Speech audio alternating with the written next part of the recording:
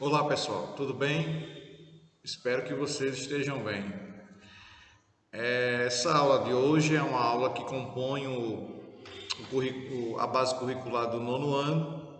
Dentro dessa base curricular, nós vamos encontrar a aula de hoje como sendo a, a República Brasileira, a queda do Império e a chegada da República. Nós já mencionamos na aula anterior que a queda da República, aliás, a queda do Império, tem uma relação direta com os desgastes do exército, as questões religiosas por conta de uma bula papal do Papa Pio IX, que obriga os católicos, os cristãos, se afastarem da maçonaria. Não é um fato que iria gerar fatalmente um mal-estar, pela razão muito simples de que naquele momento existia muitos cristãos que eram adeptos da maçonaria. O que é maçonaria? Já mencionei isso, volto a falar, é uma sociedade secreta que surge desde a Idade Média, que busca contemplar, ajudar um ou outro desenvolvimento, não é? Também mencionei que além desse caso do militarismo, da questão militar, questão religiosa, nós temos a questão abolicionista, a questão escravista. Por que isso? A relação entre militarismo, essa satisfação dos militares com o período imperial, com o governo imperial, dá-se basicamente após a participação do Brasil na Guerra do Paraguai.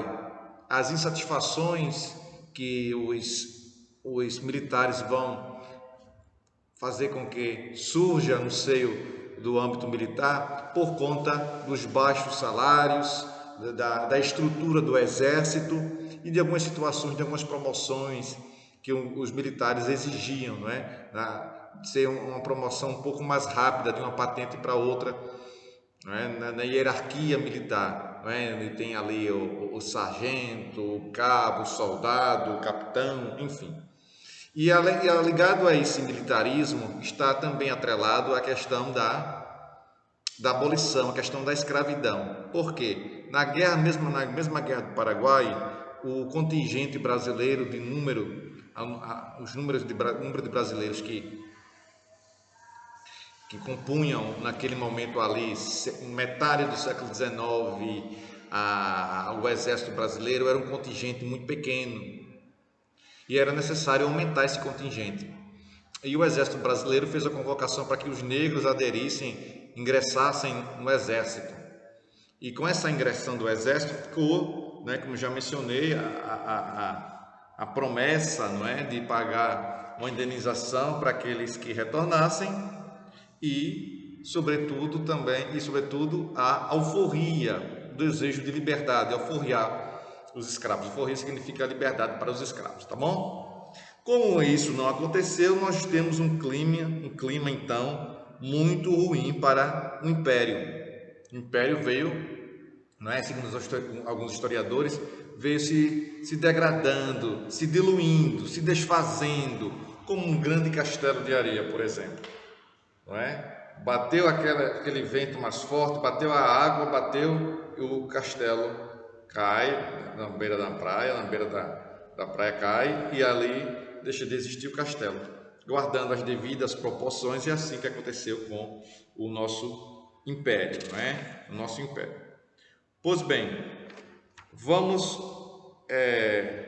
somente fazer uma reflexão para finalizarmos e adentrarmos na República propriamente dita, não é? A República é essa que nós temos um período, os historiadores sabem, e vocês já estão acostumados a essa questão de divisão dos períodos e colocar alguns termos para alguns períodos para facilitar o nosso entendimento. Então, daqui a pouco vai ter a chamada República da Espada, não é? Que vamos estudar, que são os dois primeiros presidentes do Brasil, são militares. E uma razão que eu já bati nessa tecla e volto a falar: a colocação desses militares no poder, essa situação tinha um objetivo, não é, de dar um grau de respeitabilidade, dá um ar de moral e de proteção. Por quê? Porque se algum grupo se organizasse, estivesse insatisfeito e desejando derrubar o governo brasileiro, iria pensar duas vezes, porque o governo brasileiro é composto por militares. Então, esses militares vão dar essa roupagem nova de proteção e de que a República recém-criada no país não iria sofrer nenhum dano, não ia sofrer nenhum mal, não ia haver nenhuma possibilidade de serem retirados através de um golpe, né? Um grupo civil, até uma parte desses militares poderiam, esses militares traidores, revoltosos, não é, poderiam se manifestar e tirar esse presidente do poder. Mas isso não vai ocorrer, não é, por conta desse processo de confiança, de segurança que transmitia os militares. E já mostra aí, lá na frente a gente vai estudar e vai entender que eles vão vir e mexe, os militares vão estar aparecendo durante o período republicano em nosso país, aparecendo de forma no contexto político, aparecendo querendo tomar o poder, aparecendo governando, e lá na década de 60 do século XX, instaurando um regime militar, não é? Instaurando um regime militar. Mas vamos começar aqui a entender um pouco mais dessa questão militarista, não é? Vamos lá. Na página 96 nós temos isso, essa questão que fala sobre o militarismo. O militarismo, as divergências do Império Brasileiro com seus militares haviam crescido bastante após a Guerra do Paraguai. Em primeiro lugar, os militares achavam que o massacre dos paraguaios havia sido uma importante vitória e, portanto, queriam maior reconhecimento, promoções mais democráticas e salários melhores. Isso causou grande desgaste, pois quem decidia as promoções era o ministro da Guerra, mas com autorização antecipada do imperador do Brasil. Então, para qualquer promoção, para aumento salarial, era preciso da autorização do imperador Dom Pedro II. Claro, o ministro da Guerra, que é o ministro que compõe aí as duas forças, não é? A Marinha e a Aeronáutica, a Marinha e o Exército. Na verdade, a Aeronáutica só vai surgir no século XX, quase que meados do século XX, essa nova força armada vai surgir. Então, era necessário que, além de convencer o ministro da Guerra, a decisão ficava nas mãos do imperador Dom Pedro II. E o segundo ponto é que existia uma grande censura, pois os militares só poderiam falar com a imprensa brasileira com autorização do ministro da Guerra. Ou seja, eles não poderiam ir para a imprensa dizer o que estavam querendo, o que estavam desejando, as suas reivindicações. Não poderiam fazer isso. Não poderiam fazer isso. Então eles se sentiam de mãos atadas, de mãos amarradas, sem poder protestar. Deu para entender? O desgaste do Império Brasileiro era visível. Nenhum dos setores políticos da sociedade apoiava mais o imperador Dom Pedro II, principalmente a Igreja Católica e os militares. Os últimos 20 anos do século XIX reservaram para o Brasil algumas mudanças importantes. A abolição da escravatura, a proclamação da República são dois fatos importantes. O século XIX ele é muito agitado, ele é rico de situações. Não é isso? Com a fundação do Partido Republicano em 1870, originado do grupo liberal radical, que defendia o fim do poder moderador, a luta republicana ganhou muita força, juntando-se à luta dos abolicionistas.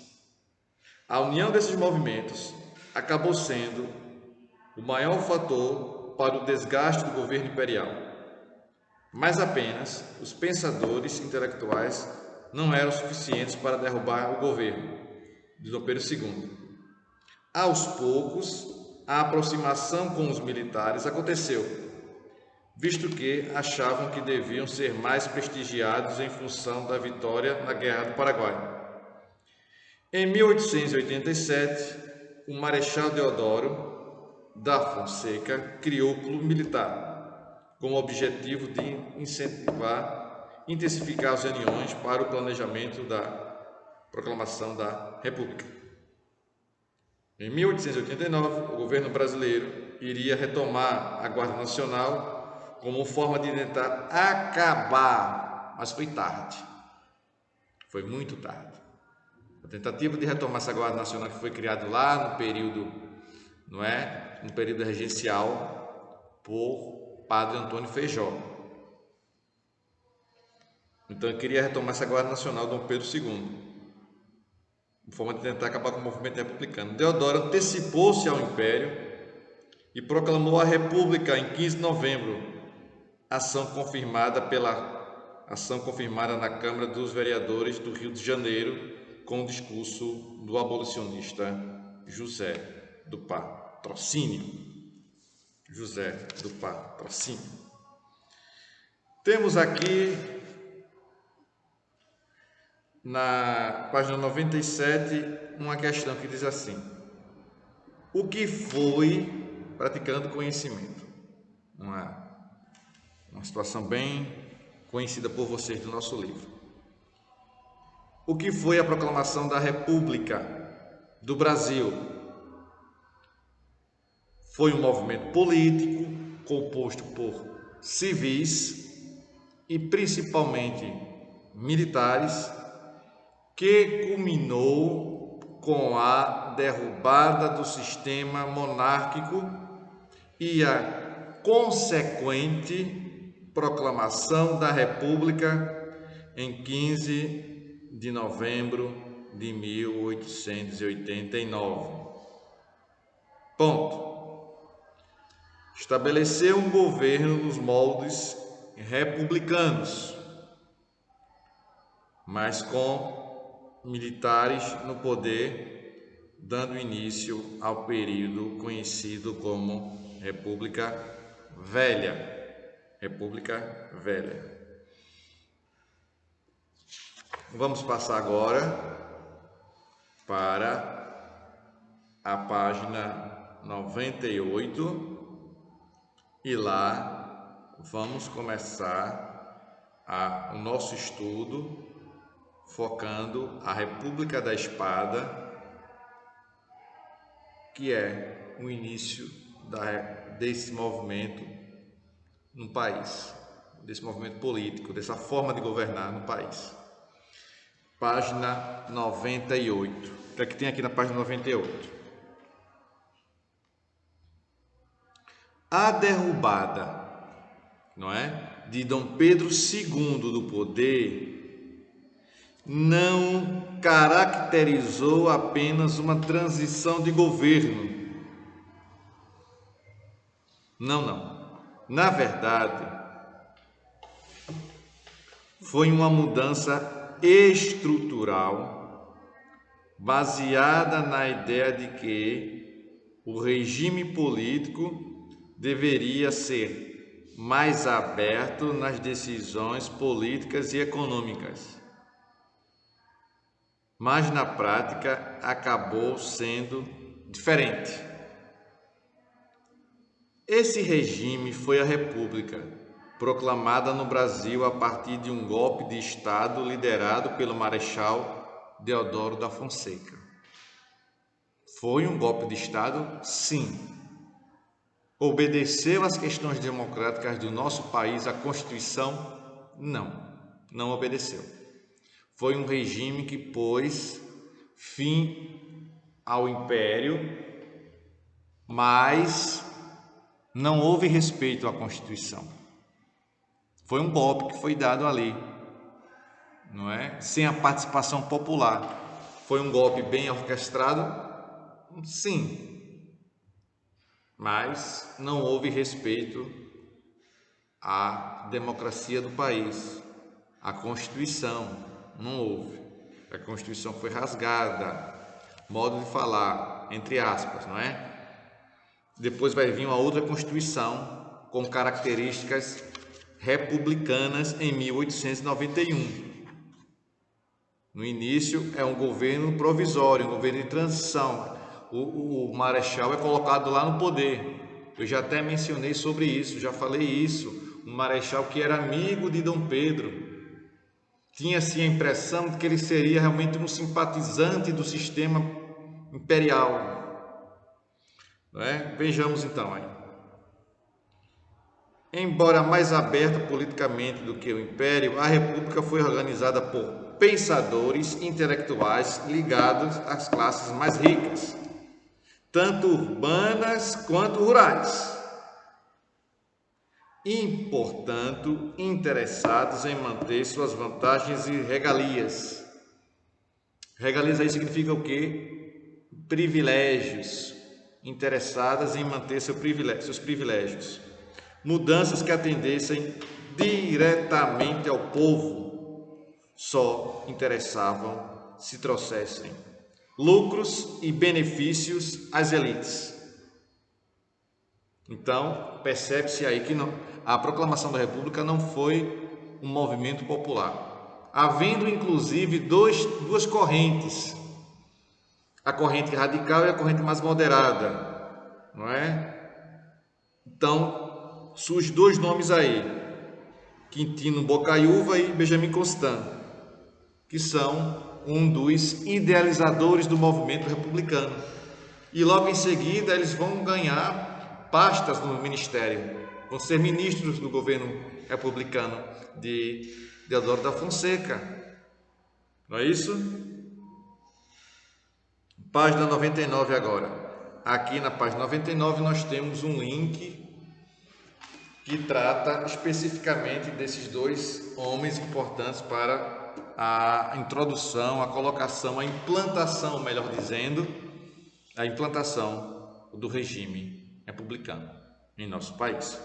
Aí tem assim, Benjamin Constant foi militar e político brasileiro, nascido em 1833, adeptas do positivismo, já comentei isso. Positivismo é uma teoria que vai surgir na Europa, especificamente na França, como sendo um dos movimentos idealizados por Auguste Comte e Auguste Comte. Não é isso?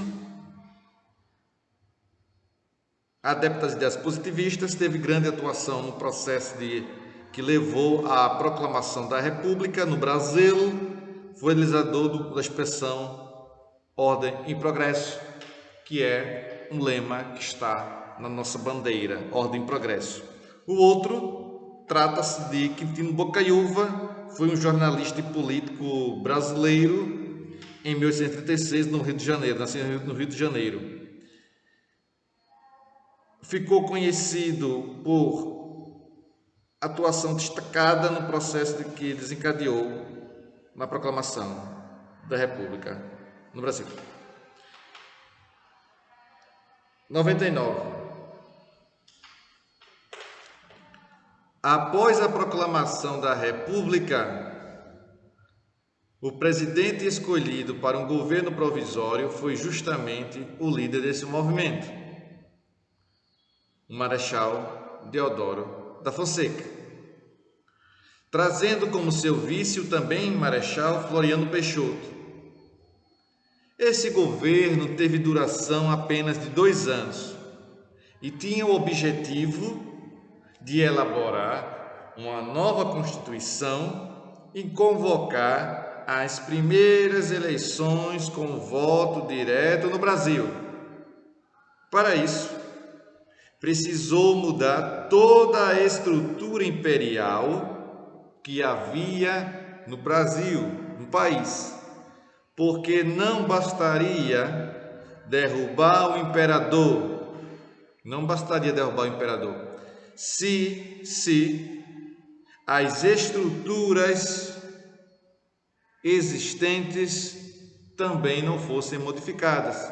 Novo governo, nova estrutura, nova Constituição, para se adequar a esse novo governo. Não poderia ter um governo imperial, aliás, um governo republicano com uma Constituição imperial. Concepções totalmente diferentes. Então, justifica-se a criação dessa Constituição por conta disso. Não é? Um novo governo, uma nova Constituição. O que temos aqui? Na página 99. As primeiras medidas tomadas por Deodoro da Fonseca foram, atenção aí, nomeação de um corpo ministerial formado por civis e militares, com destaque para Rui Barbosa, ministro da Fazenda, Benjamin Constant, ministro da Guerra, e Quintino Bocaiúva, ministro das Relações Exteriores. Outro item: intervenção nas políticas provinciais, colocando e nomeando militares e civis como governantes das províncias, como forma de demonstrar sua força e consolidação da República Brasileira. Não é? Intervenção aí nas políticas provinciais, colocando ministros e militares e civis como governantes das províncias, para manter uma relação de confiança, não é? Colocando aqueles militares que ele teria mais confiança, teria mais proximidade. Outra medida que ele tomou: investimento intenso numa propaganda que enterrasse de vez os heróis monarquistas. A República não queria que ficasse nenhuma lembrança do Império. Nenhum herói poderia ficar com a imagem intocável. Teria que ser feita uma desconstrução da imagem daquele herói. Colocar aquele herói, quem sabe até como um vilão. Não é isso? Como um vilão. E assim que pudessem, por outro lado, criar heróis republicanos, se possível. Deodoro da Fonseca e Floriano iriam se encaixar nessas características, nesses aspectos, como sendo heróis da República. Mas, independente de quem fosse, a dificuldade estava em convencer o povo, visto que a proclamação da República foi um movimento organizado por militares e intelectuais. Prosseguindo aí na página 99. Ainda no período do governo provisório, disputas políticas pelos principais cargos políticos do Brasil tomaram conta do dia a dia. Assim, vários partidos foram criados, como o Partido Republicano Paulista. Esse período da República Velha no Brasil foi dividido em duas fases. A República da Espada, que ganhou esse nome em função do governo provisório e dos governos militares de Deodoro da Fonseca e de Floriano Peixoto, e a República Oligárquica, em que as elites agrárias, não é? Oligárquica vem de oligarquia. Professor, o que significa oligarquia aí? Significa governo de poucos e para poucos, um grupo somente administrando e visando tão somente governar para aquele grupo pequeno. Não visava o bem-estar geral da nação, não. Visava somente fazer privilégios, tomar medidas que privilegiassem um grupo. nesse caso oligárquica aqui, também chamada de República do Café com Leite. Café com leite porque o café representando São Paulo e leite representando Minas Gerais.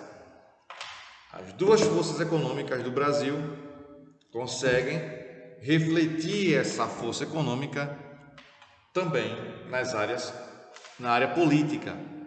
E havia um revezamento, um representante, daqui a pouco a gente vai ver isso, depois do governo de Floriano. Um governo de um homem ligado a São Paulo, um governo ligado a um homem de Minas Gerais. São Paulo, Minas Gerais. Agora, teve momentos em que essa união ela foi quebrada, surgindo governantes de outros estados com outras características, com um tipo de pensamento um pouquinho diferente, que não pertencia nem à cafeicultura, nem à classe cafeicultura paulista, nem à leiteira de Minas Gerais. Pois bem, a Constituição Republicana do Brasil em 1891. Dando prosseguimento ao que havia sido acordado após a proclamação da República, Deodoro convocou em 1890 uma Assembleia Constituinte, composta por 205 deputados e 63 senadores, visando o quê? Visando elaborar a primeira Constituição Republicana do Brasil. Existia uma grande pressão sobre o governo de Deodoro por parte dos donos das plantações de café, principalmente a atividade econômica do Brasil, principal atividade econômica do Brasil na época.